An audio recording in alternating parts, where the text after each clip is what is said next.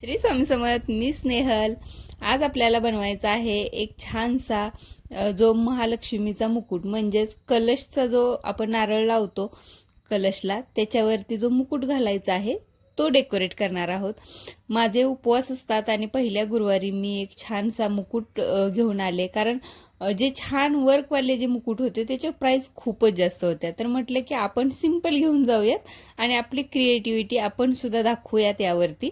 तर तुम्हाला सुद्धा जर कमीत कमी खर्चामध्ये असं छानसा मुकुट तयार करायचं असेल तर एकदम सिंपल असे जे पैशामध्ये मिळतील असे मुकुट तुम्ही घेऊन येऊ शकता आणि छान असे डेकोरेट करू शकता. सिंपल आहेत, म्हणजे माझ्या घरात जे मणी होते, लेस होत्या, त्याच मी यूज केलेले आहेत. जे मिरर्स छोटे छोटे आहेत ते यूज केलेले आहेत आणि त्यापासूनच हा छानसा मुकुट मी सजवण्याचा प्रयत्न करते.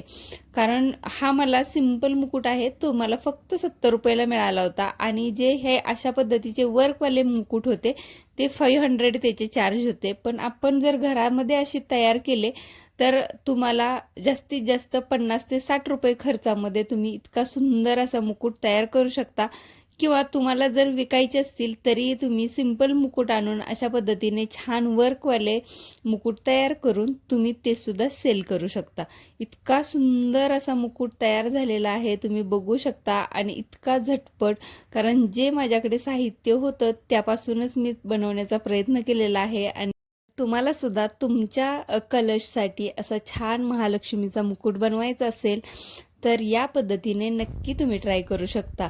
अशाच पद्धतीचे छान छान व्हिडिओज माझ्या चॅनलवरती तुम्हाला मिळतील. छान क्राफ्टचे असतील किंवा स्टिचिंगचे असतील. जर तुम्हाला त्यामध्ये वेगवेगळे काही आयडियाज तुम्हाला बघायचे असतील तर तसा मेसेज नक्की करा.